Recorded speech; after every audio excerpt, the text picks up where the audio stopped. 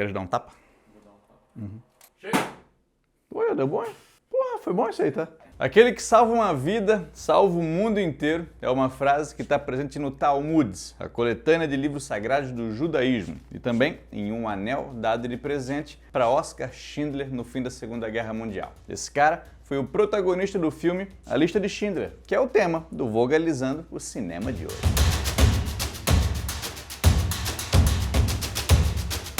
A Lista de Schindler não serve exatamente como um registro biográfico do Oskar Schindler, visto que o filme tomou algumas liberdades, mas boa parte do que foi representado nele realmente aconteceu e foi retratado com maestria pelas lentes do diretor Steven Spielberg.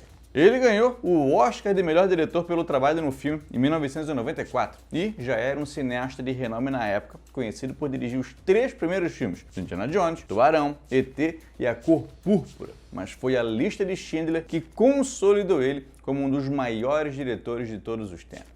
Para quem não tá ligado, o filme se passa durante o Holocausto e outras obras sobre esse genocídio já tinham sido feitas, como Noite em Neblina e O Diário de Anne Frank. Mas talvez nenhuma tivesse sido tão impactante e nenhuma foi tão premiada. O filme ganhou 7 prêmios no Oscar, incluindo o melhor filme também, e foi indicado a 12 prêmios, conseguido isso com um orçamento modesto de 22 milhões de dólares, o que para um filme é pouco. Ele foi baseado no livro Schindler's Ark, do Thomas Keneally, lançado em 1982, mas o embrião desse livro já vem da década de 1960, quando um dos judeus que foram salvos pelo Schindler contou a história para o autor do livro. O IMDb, um dos mais populares sites de filmes do mundo, que tem uma lista dos melhores filmes de todos os tempos, tem a lista de Schindler em 6º lugar, e o próprio Spielberg já disse que essa foi a sua obra-prima. O Holocausto se tratou da eliminação sistemática de judeus, e o Spielberg é judeu, mas o cara tinha receio de dirigir um filme sobre o tema, tanto que levou 10 anos para ele topar assumir o projeto. O filme chegou a ser oferecido por Martin Scorsese, que também é uma lenda viva do cinema, mas o projeto não andou e o Spielberg resolveu encarar a missão, lançando o filme no final de 1993. Curiosamente, o Spielberg entregou outro filme no mesmo ano, Jurassic Park, que se tornou a maior bilheteria da história naquele momento, vindo a ser superado alguns anos depois. Mas é a parte histórica do filme. Como é que é? Bom, pra começar, a gente avisa que esse vídeo aqui tá cheio de spoiler. Mas convenhamos, se tu não viu um filme lançado em 1993, já era pra ter visto. Mas tu pode fazer o seguinte, vai lá assistir o filme e depois volta aqui pra saber um pouquinho mais sobre ele. O protagonista é Oskar Schindler, um cara etnicamente alemão que nasceu na Morávia, região que hoje faz parte da República Tcheca, e se filiou ao Partido Nazista em 1939, no ano em que ele completou 31 anos de idade e trabalhou para a inteligência militar alemã. Depois da invasão da Polônia, ele se mudou para a cidade de Cracóvia, uma das maiores da Polônia, e decidiu se aproveitar da guerra para ganhar uma grana, abrindo uma fábrica que produziria panelas para serem usadas pelo exército. Quando a Polônia foi invadida, os judeus que lá viviam receberam a ordem de ir para as cidades grandes. Então, diariamente, milhares deles chegavam em cidades como Cracóvia e, com o tempo, foram sendo direcionadas para um gueto murado de 16 quarteirões. Ali, eles passaram a viver espremidos, com várias famílias que não se conheciam morando no mesmo apartamento e só podia sair de lá quem tivesse alguma autorização para isso. Tinham só 4 saídas no gueto e todas elas guardadas por soldados alemães armados, mas quem o Schindler contratou para trabalhar na fábrica dele foram judeus que viviam no gueto de Cracóvia. Na verdade, essa não foi uma decisão altruísta do Schindler, e o filme mostra isso. O objetivo do cara era lucrar mais, e não tinha necessidade de pagar salários para os funcionários judeus. O pagamento era feito direto para a SS. Mas para trabalhar na fábrica, eles podiam sair do gueto e tinham segurança lá dentro. O filme mostra os judeus sendo ridicularizados, tendo a barba e cabelos cortados, mostra suas casas sendo tomadas para abrigar oficiais da SS e outros alemães, como o próprio Schindler. Uma cena magistral mostra uma família indo viver uma situação miserável enquanto o Schindler está numa vida de luxo. Ambicioso, Schindler se aproveitou da guerra para fazer dinheiro, e o filme não tenta mostrar ele como um herói incorruptível. Ele é falho, infiel à esposa, egoísta, e uma cena que mostra bem a personalidade do cara é uma em que ele está contratando uma moça para datilografar uma máquina de escrever. Mas ele só nota os atributos físicos das moças, a beleza delas mesmo, vidrado olhando para as meninas, que demonstravam imperícia com aquela máquina. E quando uma mulher está mandando bem no teste, o Schindler nem está olhando, porque já era uma mulher mais velha, longe do interesse dele. Em uma outra cena, ele resgata o gerente da fábrica de um trem que ia para um campo de concentração, mas o discurso do cara nessa hora não era de salvar uma pessoa, mas sim de salvar o gerente do seu negócio, porque sem aquele cara, o negócio podia ir mal. As motivações do Schindler são muito claras, mas também a humanidade dele não é deixada de lado, o que fica muito claro no fim do filme, quando as ações dele são exclusivamente motivadas em salvar vidas. O ponto de virada é quando ele presencia a liquidação do gueto, em 13 de março de 1943, em um momento em que a solução final para eliminar os judeus já estava em andamento. Em Varsóvia, houve um levante no gueto, que tentou combater os nazistas, mas em Cracóvia isso acabou não acontecendo. As tentativas de resistência foram fugas ou então pessoas tentando se esconder. A trilha sonora ganha grande destaque nessa parte do filme, mas ela é maravilhosa como um todo, tanto que o John Williams ganhou o Oscar pela composição dela. Quem também ganhou o Oscar, trabalhando no filme, foi o diretor de fotografia polonês Janusz Kaminski, que tem nas mãos dele um dos destaques do filme, filmado em preto e branco para passar uma impressão documental e atemporal, tentando passar a impressão de que a lista de Schindler poderia ter sido filmado em qualquer época depois da guerra. O filme também se aproveita de muito uso de câmera de mão para dar esse aspecto de que o espectador está presenciando aquele horror ao vivo e não através das lentes de uma câmera. Também é durante a sequência da liquidação do gueto que aparece pela primeira vez a famosa menina de vermelho, um dos poucos momentos do filme com cor, tanto para destacar a personagem, para que ela fique na memória do espectador, como para simbolizar o derramamento de sangue, como o próprio Spielberg uma vez declarou. Segundo ele, vários países sabiam do que estava acontecendo na Polônia, mas nada fizeram. Essa menina reaparece depois no filme, morta, sendo carregada em um carrinho entre outros corpos de judeus mortos, para ser incinerada como se não fosse nada. O Schindler se vê como parte daquilo, e a mudança dele já é perceptível naquele momento. Em um almoço, um oficial nazista elogia o terno dele, e ele responde que conseguiria um pro cara, mas o alfaiate provavelmente já tinha sido morto. Uma demonstração de, olha a merda que vocês estão fazendo. Esse cara é outro personagem real, Amon Goth, que chefiou desde a sua construção o campo de concentração de Plzeł, perto da Cracóvia. Com o campo pronto, não tinha mais necessidade de manter os judeus no gueto, então as pessoas foram direcionadas para lá. Tem um boato que diz que o ator que interpretou Amon Goth, o Ralph Fiennes, estava tão parecido com o verdadeiro Amon Goth que uma sobrevivente, que conheceu ele quando viu o Ralph Fiennes vestido com o uniforme nazista, tremeu de medo.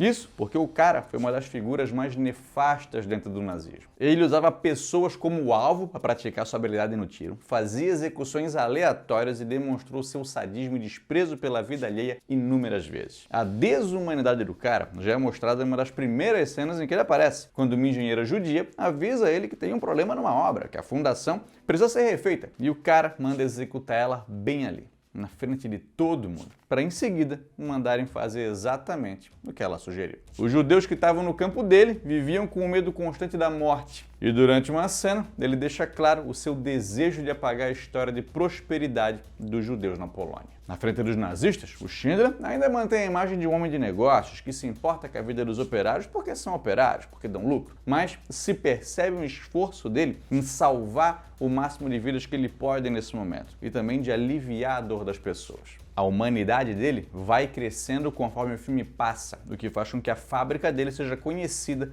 como um refúgio, onde as pessoas têm segurança. Ele começa a colocar para trabalhar na fábrica judeus do campo de concentração que começaram a ser visados pelo Amon Goth, mas mesmo assim ele fica desconfortável quando as pessoas o agradecem ou dizem que ele é um homem bom e continua tentando sustentar uma ideia que para trabalhar na fábrica precisa ser um perito ou um trabalhador essencial.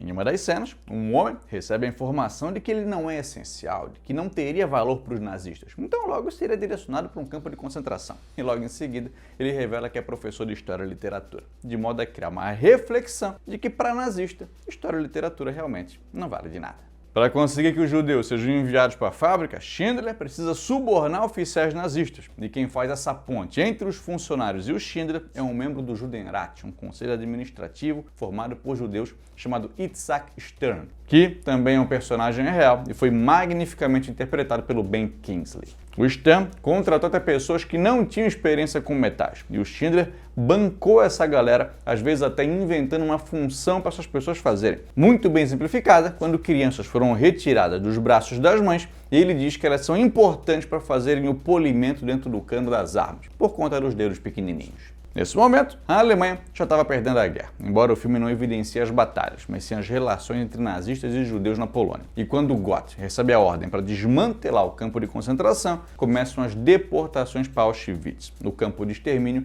mais próximo e também o maior deles. Um campo de concentração é um lugar terrível, onde as pessoas viviam com pouca comida, faziam trabalho forçado e em condições subhumanas. Mas um campo de extermínio é onde as pessoas eram enviadas para serem mortas. Então, ser direcionado para Auschwitz era estar indo em direção à morte certa. O Schindler compra a ida dos judeus do campo de Plzeň para que trabalhem em uma fábrica na cidade natal dele, de Brinlitz, na Tchecoslováquia, sob a justificativa de que eles já conhecem o trabalho, já estão familiarizados. Mas o cara tem um trabalhão tentando convencer o Gott a liberar esses judeus. Para isso, precisou pagar uma boa grana para o cara e tudo que o Schindler lucrou foi indo embora nos subornos que precisou pagar para oficiais liberarem alguns judeus. Quando começa o trabalho na nova fábrica, onde são produzidas armas e munições, o objetivo não é mais o lucro, tampouco produzir um bom produto, mas sim evitar que os trabalhadores sejam mortos. Schindler comprava produtos de outras fábricas e dizia que era a produção dele, ou então apresentava dados falsos da produção para as autoridades alemãs. O dinheiro dele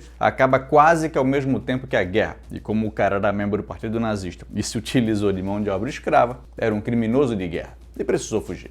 Em 1949, Schindler foi para a Argentina e não conseguiu prosperar em mais nenhum negócio, nem mesmo quando voltou para a Alemanha. Ele recebeu ajuda financeira de alguns judeus e morreu pobre em 1974, mas não sem antes receber o título de Justo entre as Nações, concedido a não-judeus que tiveram um papel importante no resgate deles durante a Segunda Guerra Mundial. Schindler está sepultado em Jerusalém e a última cena do filme evidencia justamente a sepultura dele e presta uma homenagem ao cara. O fim do filme é colorido e mostra alguns judeus que foram salvos pelo Schindler colocando pedras no seu túmulo, que é um gesto de gratidão a alguém falecido. Os atores nessa hora estão ao lado das pessoas que interpretaram no filme. Mas quem ficou faltando aparecer nessa emocionante cena é Itzhak Stern, que faleceu em Tel Aviv em 1969, aos 68 anos de idade. Quem aparece ao lado do Ben Kingsley nessa cena é a viúva dele. É debatido, contudo, se existiu de fato uma lista de Schindler. Isso porque uma biografia do cara chamada Oskar Schindler, o relato não narrado de sua vida, atividades durante a guerra e a verdadeira história por trás da lista, do David Crohn, diz que existiram várias listas, feitas por várias pessoas e que o Schindler só sugeriu alguns nomes. O Crohn ainda diz que o próprio Schindler, depois da guerra, que disse que fez uma lista, mas a maioria dos historiadores concorda é que a lista de Schindler é o resultado dessas várias listas.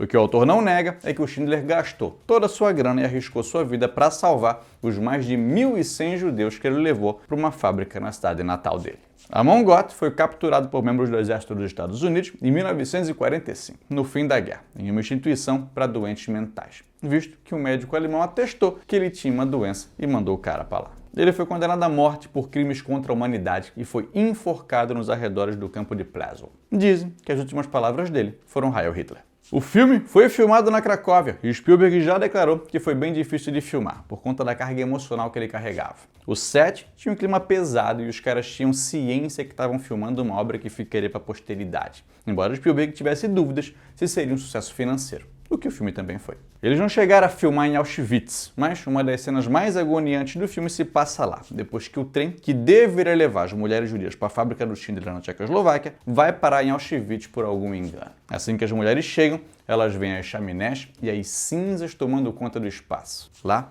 elas têm os cabelos cortados, tiram as roupas e são direcionadas para um espaço que tu não sabe o que é. E quando as luzes se apagam, elas ficam em meio a completo desespero e tu acredita que é uma execução na câmara de gás. Mas na verdade é só um banho. Essa cena traz um alívio, que não é um alívio, e é difícil ficar feliz, mesmo vendo que a vida delas foi salva. Inúmeras são as cenas nesse filme em que se coloca a mão no rosto incrédulo sem acreditar que um horror como aquele aconteceu. A construção de suspense nos momentos em que o filme precisa disso são excelentes. E um outro exemplo é uma cena em que um judeu vai ser executado e a arma do Amon Gott fica travando. E o espectador fica na aflição, sem saber se ele vai ser executado a sangue frio ou não. É um filme longo, tem mais de 3 horas, lento e angustiante, sendo daqueles filmes que são tão dolorosos de assistir que é difícil querer ver de novo, mesmo sendo uma das maiores obras-primas do cinema.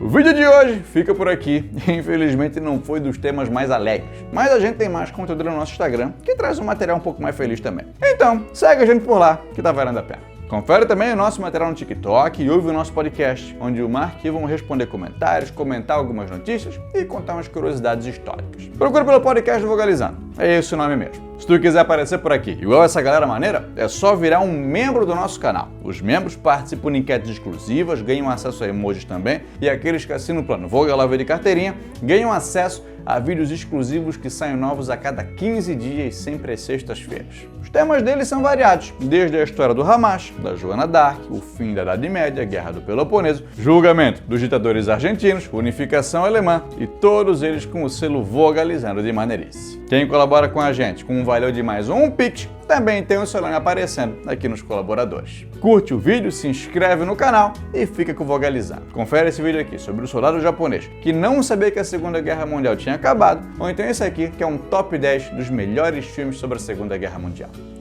Um beijo e vamos se amar!